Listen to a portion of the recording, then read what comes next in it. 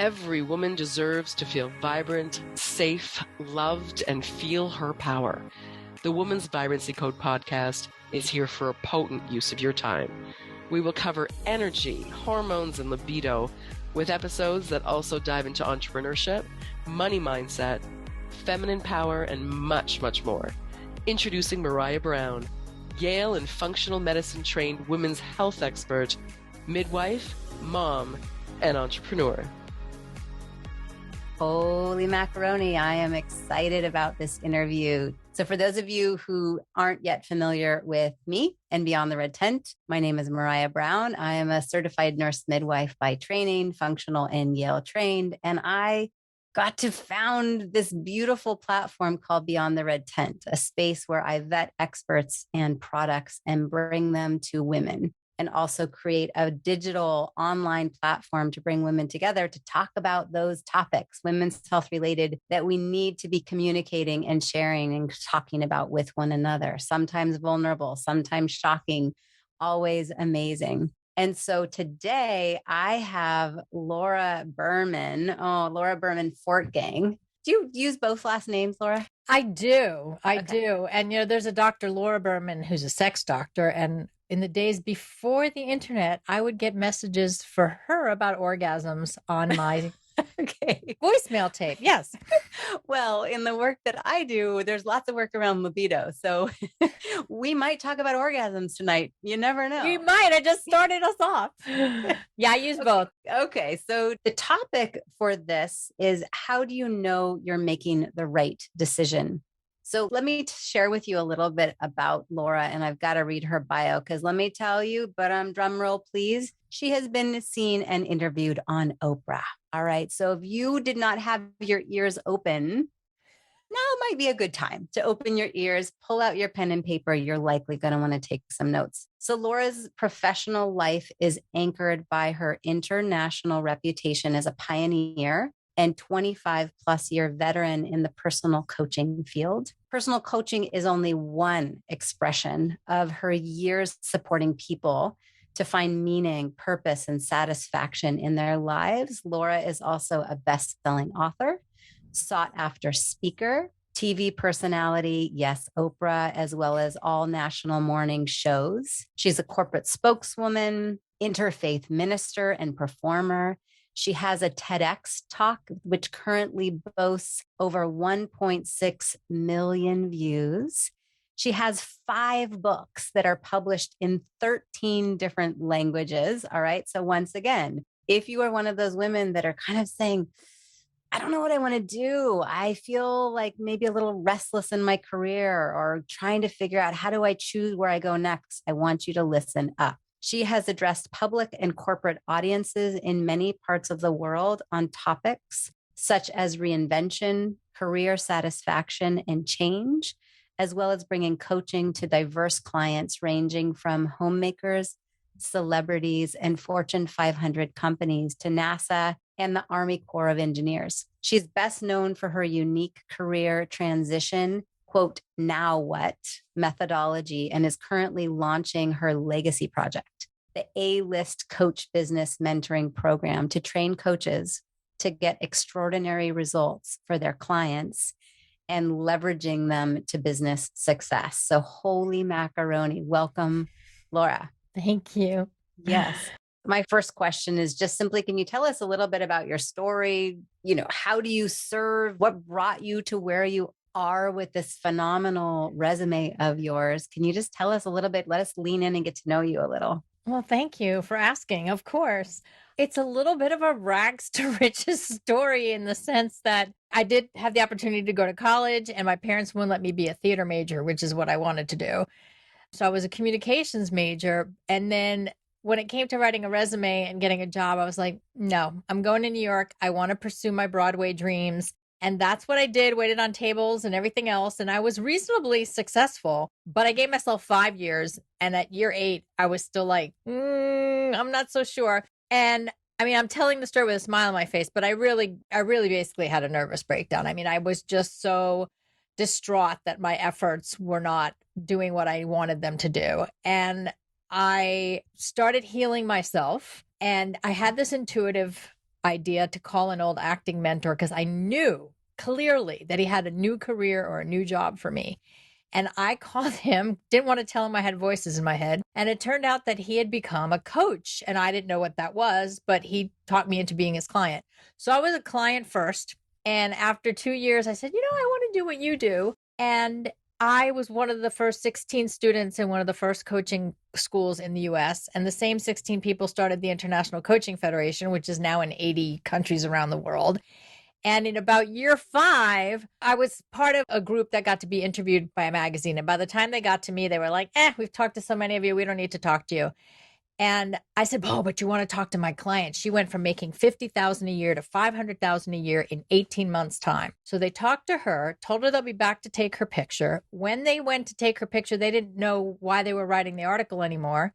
And she said, it's about me and my coach. So this magical article ended up appearing in Money Magazine and exploded my world. I had 500 people on a waiting list. I hired every coach I knew to become part of catching this overflow. I had 3 publishers call me and fight out a book deal. And the year that my book came out, I was on Oprah. And that, I know it's a little bit of a long story, but that is the story. That's an amazing. Okay. So tell me, what was it like to be interviewed on Oprah? Can you remember? What did it sound like? What did it smell like? What did it feel like? I want to lock it in because it's a dream of mine. What was it like?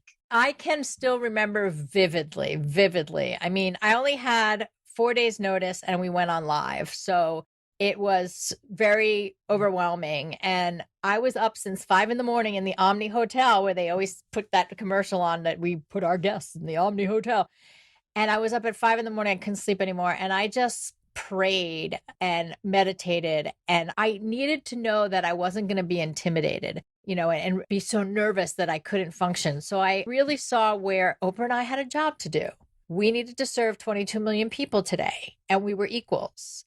And so I came up with expect equality, but respect seniority. And that's how I went in. And I was warned, she doesn't like a weak guest. So don't sit around and wait for her to talk to you. Start talking.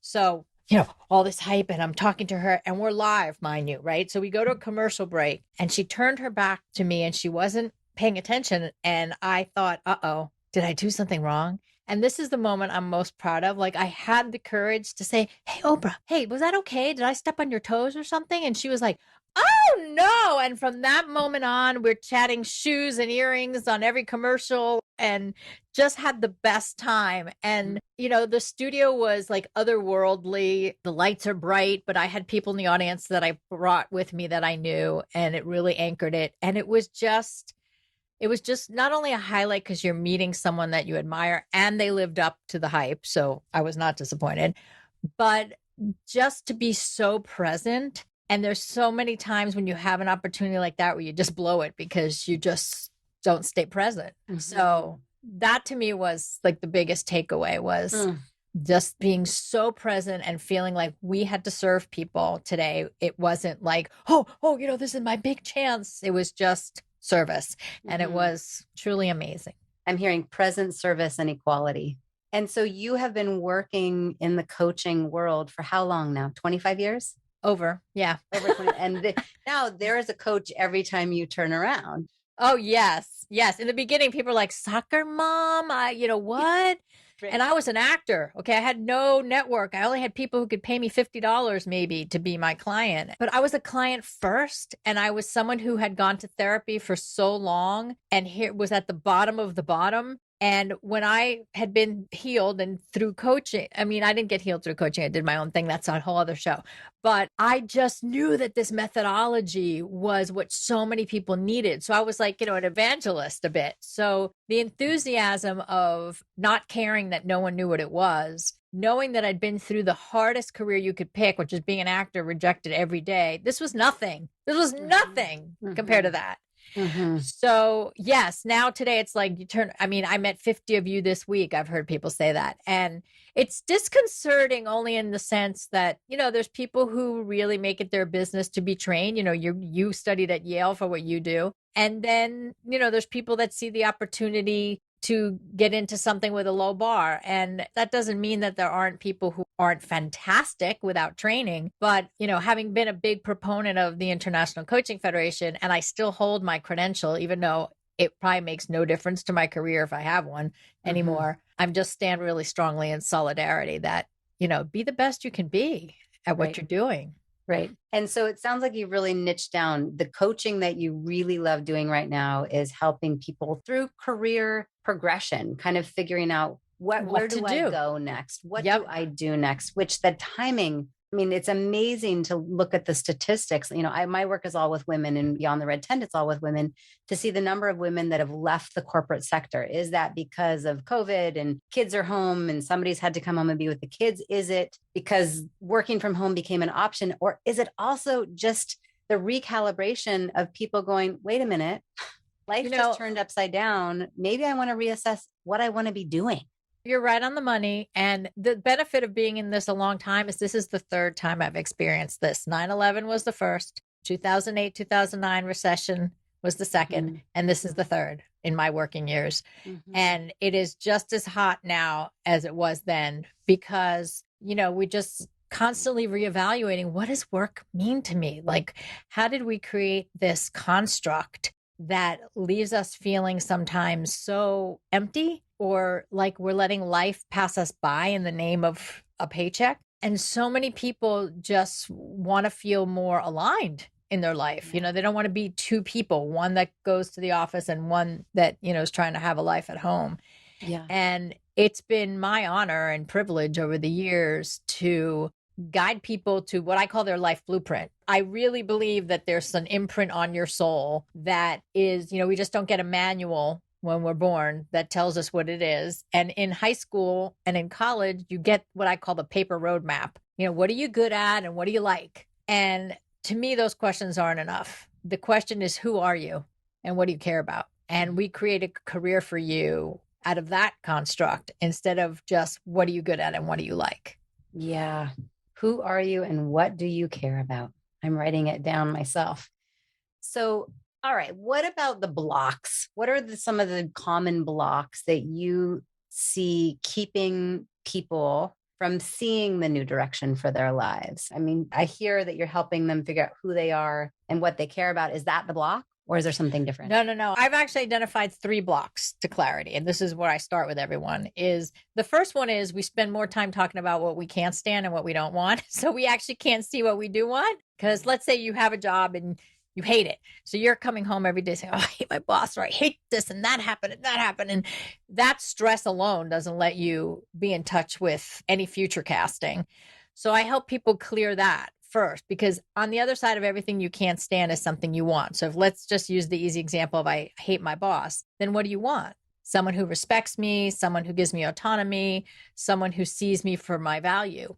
Look at that. You know what you want. So we instantly shift the energy from how miserable it is to, look, you know exactly what you want.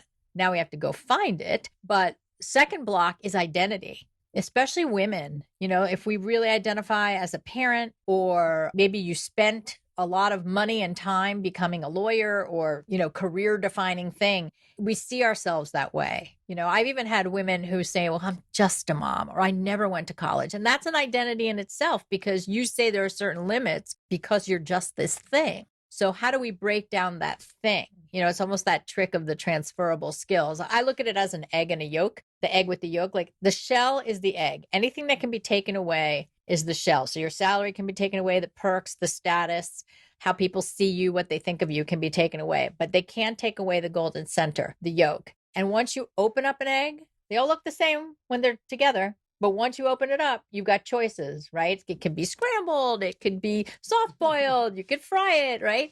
Mm-hmm. So the same with you. Once we take that shell away and we get to that golden center, now we have choices. And the third block is just the things you tell yourself. What are those negative self-talk things that you say? I'm too old to change.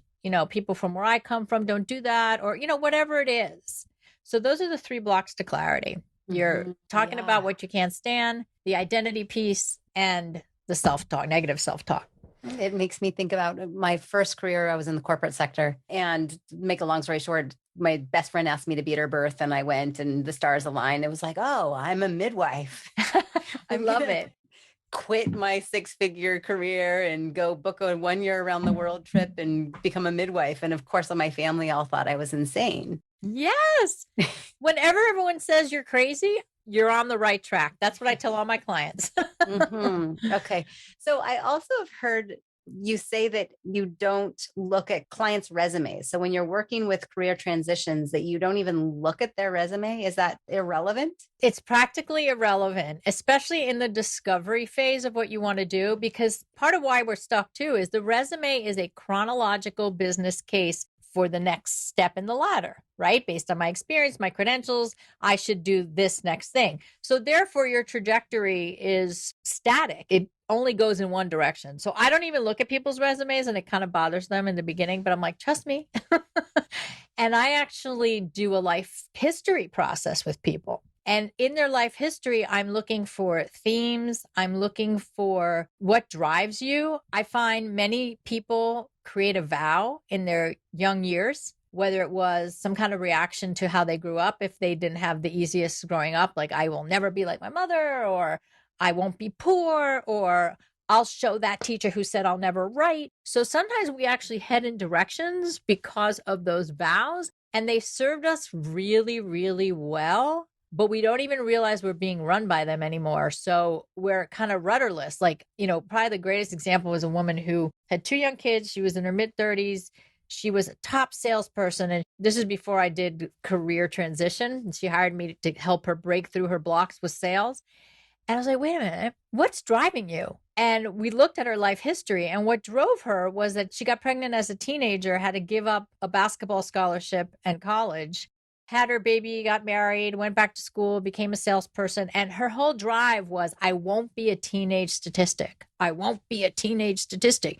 And boy, that served her well. But at 35, she was no longer a teenager, and she was still trying to find her motivation in the same place, and couldn't even name why she was stuck until we're like, look at that. You don't need that motivation anymore. And this is a strange unconscious thing that I've just discovered from working with thousands of people, is that we're often don't even realize that the reasons we headed in one direction no longer suit us, and we need to make a new choice. So the life history shows me even dreams that you had in the past and what they might mean in the present. We're taught, like, what do you want to be when you grow up? You can be anything. And then when you go to pick a school, then your parents are like, well, how are you going to make a living at that? So a lot of times those dreams are cut. So I want to look at those old dreams and find the significance in them for the future. So I'm hearing you're helping not to look at the things that The someone what? has done, the tasks and the skill sets even that they've developed, but what were those monumental moments through childhood and early adulthood that kind of became the defining moments of what is important to them, and what vows did they make in their life, and where do they place value and importance, and then to help them figure out, what do I most want? Right. And does that still fit you today? Right. So, I mean, basically my motto is that it's not what you do for a living that's going to make you happy. It's who your job allows you to be. So you're fulfilled when you get to be who you want to be. And so we need a job that allows us to be that person. What if that job doesn't actually make any money? So it's fulfilling from a day-to-day basis, but doesn't pay the bills. What do you say to that person? I've certainly encountered that a lot. And I've never had anybody, unless they were independently wealthy, walk away 100% and say, I can do this thing that makes no money. So there's some kind of, it's not a compromise, but there's some kind of iteration that we will create that includes it. So for example, let me use my actor example for myself, right? So I didn't know this when I was an actor. I was not consciously aware of this. I figured this out 10 years after, when I was already a coach. But I was once asked in a scholarship scenario for an acting program, what would be possible if you became successful as a performer? And I really was just answering from a Miss America, I want to get this scholarship, eldest child, Girl Scout kind of head. I was like, oh, I have a good answer for this. And I was like, well, if I were successful as a performer, people would see me on stage and be moved to change something in their life. Or they'd see two characters in a play heal their relationship and be moved to go home and heal their relationship. And if I were really famous, well, I could be a voice for a cause like the whales. And I'm telling you, that was because Ted Danson in the 80s on Cheers was into the ocean. I mean, this was just this contrived little thing that came out of my head. And I got the scholarship. But 10 years later, I realized what I said. So the acting doesn't make any money. The acting wasn't working out. But who I said I wanted to be was someone who caused you to think differently and to change standing on a stage. And I've done that for the last 25 years, whether that stage is behind the mic or it's as a speaker or on TV or just, I don't spend all my time doing that. I'm with clients and I'm teaching and I'm teaching other coaches. So it was the who piece. It's the I want to make you think and change that became the center. And I no longer needed to do it in the package of actor. So when someone tells me that there's something that doesn't make money, we just need to change the package and look at how we still keep that blueprint, that through line in whatever you do next. Then blueprint, knowing that there's all different ways for it to be expressed. So then that's the egg opens up and it can be expressed in many ways. What if I scrambled it and later on I want to be sunny side up? We'll have to get a new egg, but we can do it. Okay. All right. So you talk about there being an old way and a new way to figure out what you want to do for work. What are they? Well, I mentioned the paper map, right? Like the paper map you get in high school. Like, what are you good at? What do you like? Take this test. I was supposed to be a florist and I can't keep plants alive. So that's what my testing said in high school. Okay. But the new way to me is like, we have GPSs, right? How did we ever get anywhere with a paper map? Now we have a GPS. You just put it in your car, in your phone, and you find your way. So how to fine tune your own GPS is mining this blueprint, mining the who, getting out of your head about what other people think, all the people telling you you're crazy, and getting back in touch with that voice in you that's trying to move you to someplace, that's trying to emerge. And it's, getting through those 3 blocks that we talked about, looking for these patterns and understanding your motivation from the past and what's your motivation now. And I do believe in purpose, not from a real woo-woo standpoint, but if you think about there's something that you naturally do or are, rather, you don't even do it. A lot of people think purpose is a doing, like my purpose is to create something. No, it isn't. Your purpose is to be. And what is your ripple effect? Like when you're just in your purest state of goodness, what ripple effect do you cause? So ours will look different. Everyone's ripple effect looks different. And you can find that by just thinking, what do they come to me for? Even if it has nothing to do with my job description or any job I ever had. How do people use me? And that starts showing you the clues. There's also clues in when your friends say, you should be a writer, you should be a comedian. And it really doesn't even appeal to you. It's not because you're supposed to do that thing. It's that they're holding up a mirror reflecting something about you.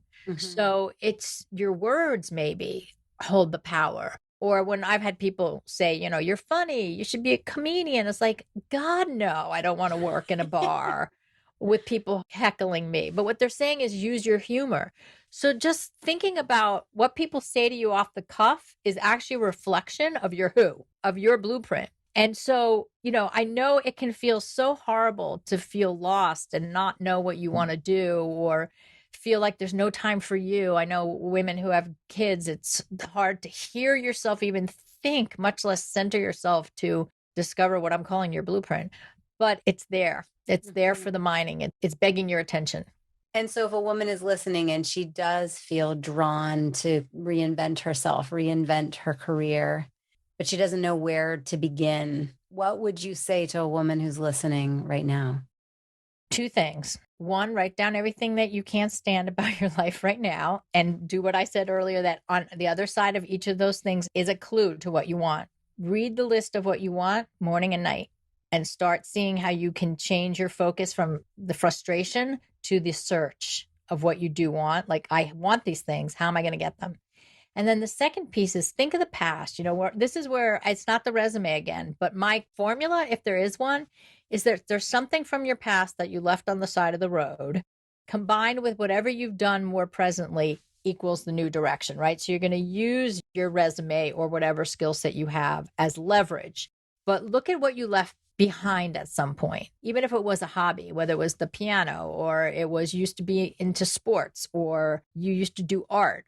Doesn't mean you're going to do that exact thing, but visiting it will help you break through to the answers, because those were the things that just made you soar in one way or another, or gave you freedom in one way or another. And they're a place to revisit. I always say to lift your blueprint off the side of the road, get your soul off the side of the road and bring it back. Did you do that lovely painting behind your head? This is actually a friend of mine that did the painting, but it really called to me, and it's become part of my new branding, actually. Amazing.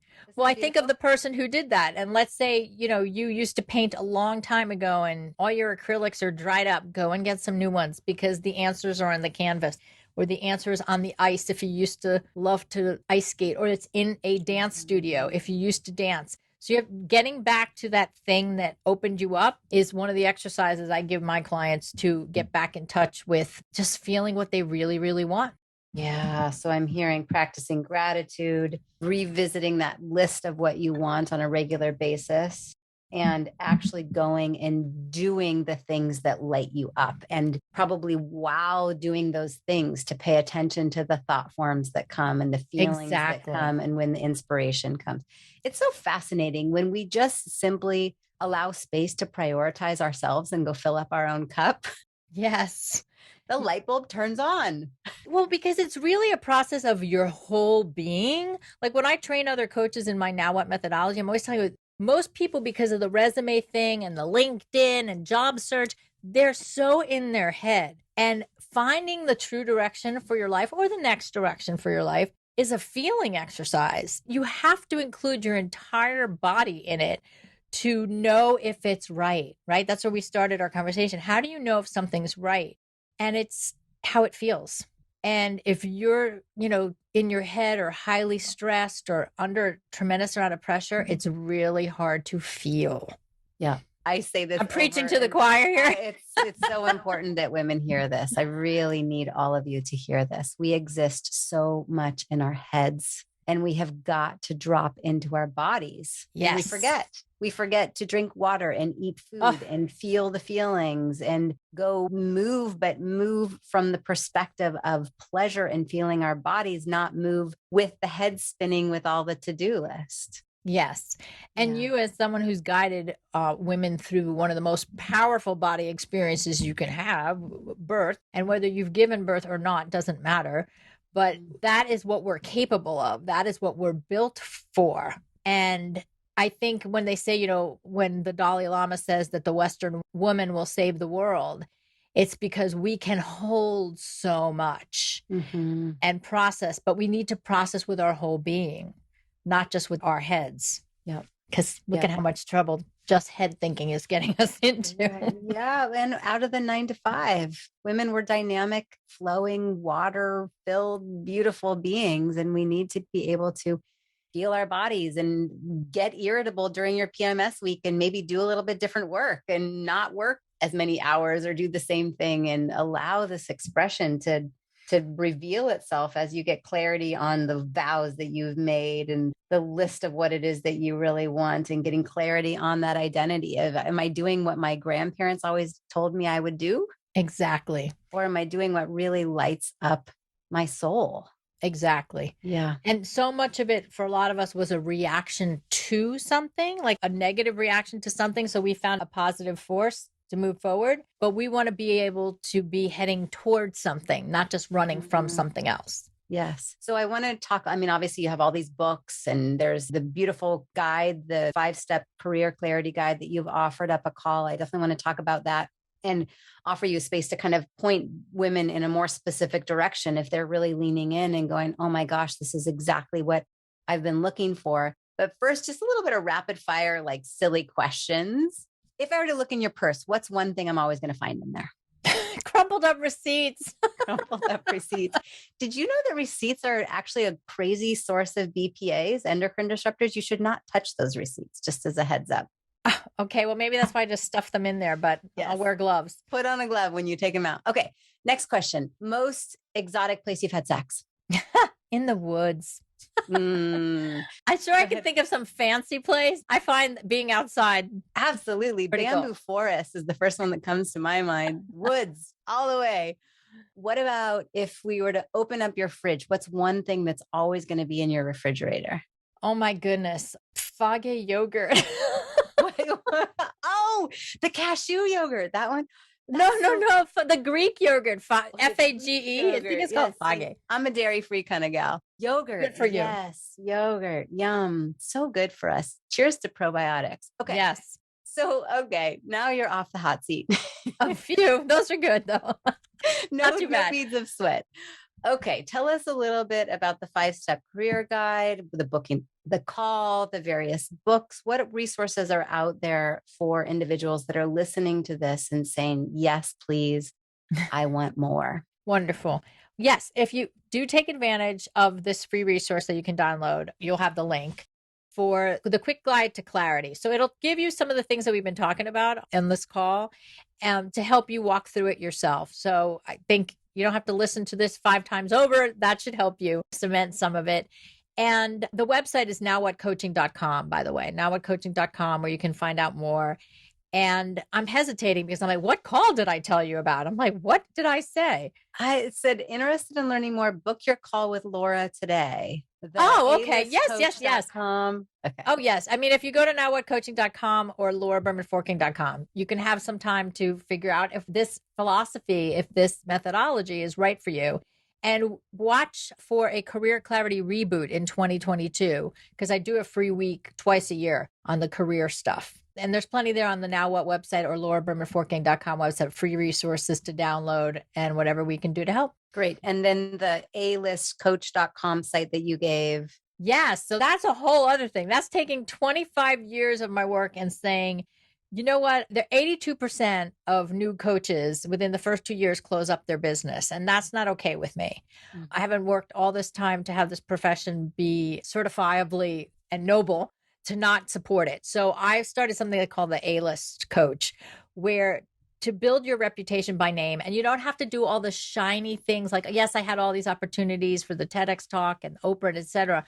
But what came first was creating extraordinary results for clients and caring about the work. And I think that's what a lot of people forget, is that you've got to do the work. You have to have a body of work with people to be able to then have something to talk about when you get these opportunities.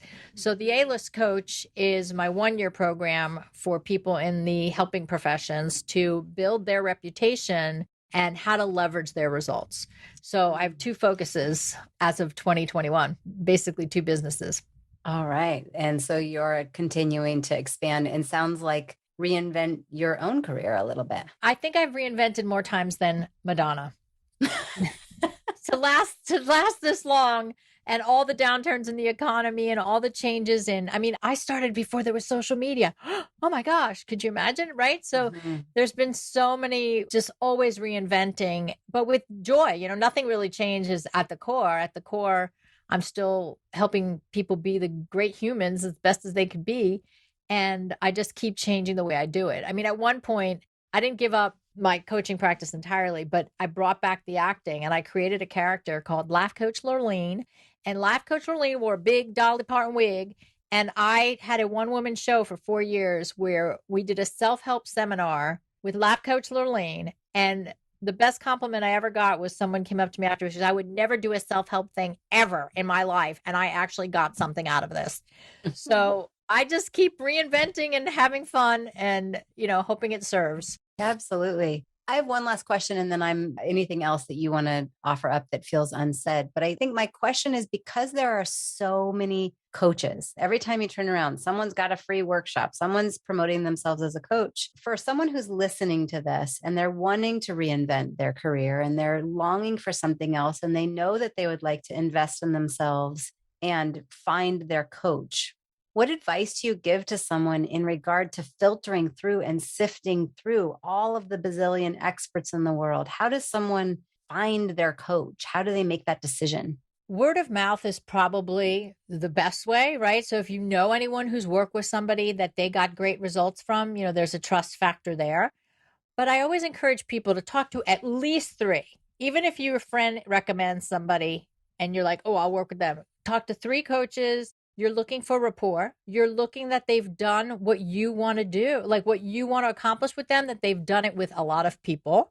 And I am prejudiced that you want to look to see if they were officially trained as a coach, or maybe they're a past therapist or have some kind of helping professional credential so that you know that you're in good hands, right? Yeah. Yeah.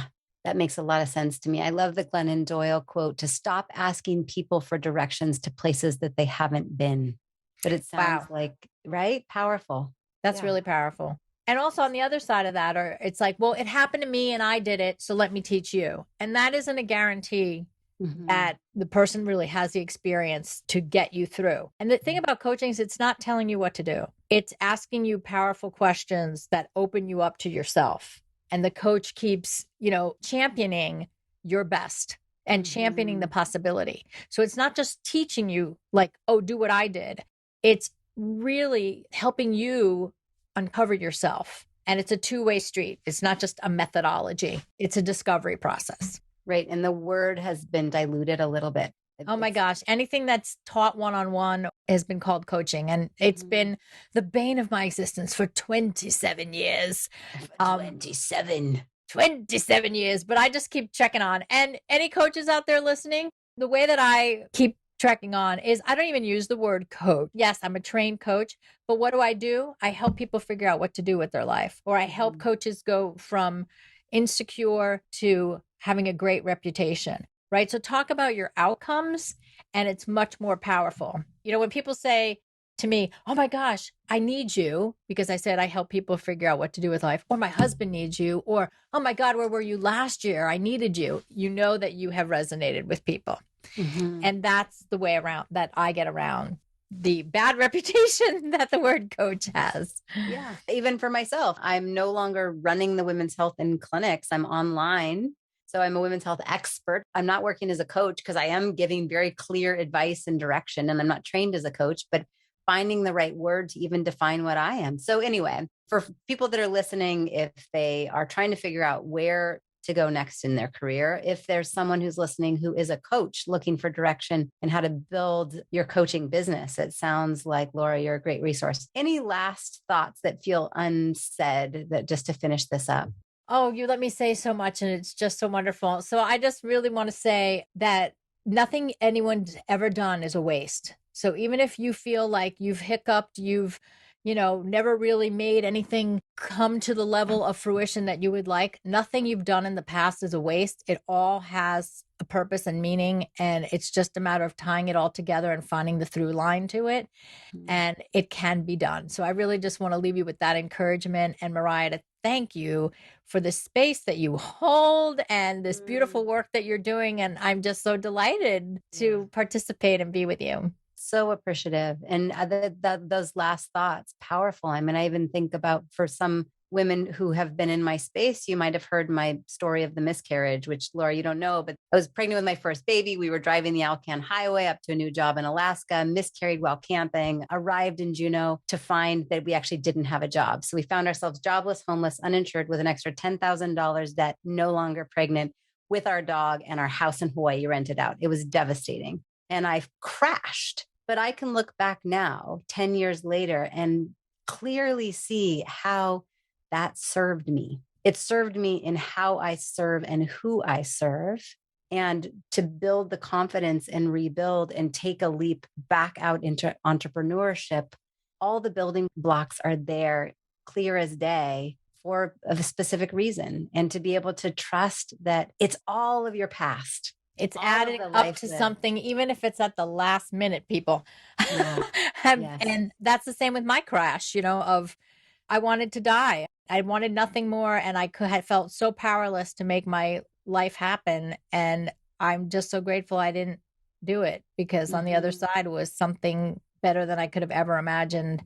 So we have to have trust in those crashes, that they are for us in some way. Hard to see it, the wisdom in them. And Alaska is a very special place for me in my life. We'll have to talk about that another time. Did you ever go back? I have not been back. But ironically, the person who had offered me the job initially and then made the mistake on the contract is now in my program receiving guidance from me. And to watch that full circle, and There's another woman in my program who happens to live in the town where I miscarried. And to watch the perfection of how it's come back around. I mean, anyway, so thank you for your time. Thank you for the millions of people that you have impacted by continuing to stick with it through the low of low and continuing to perpetually reinvent yourself and now help others do the same. So for those of you listening, it sounds like you would, at this point, definitely want to reach out to Laura because you've listened this far, which tells me your ears are open and you're hungry for this conversation. So I wish you well along your career journey. May you reinvent yourself many times to the brilliance and the vibrance and the zest and the big, powerful life that you're destined to have. And Laura, thank you for all of your time. Thank you.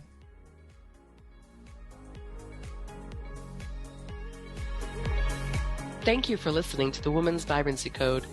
Connect with us and take the first step to transforming your energy, hormones, and libido at thewomansvibrancycode.com. Cheers to your zest and vitality.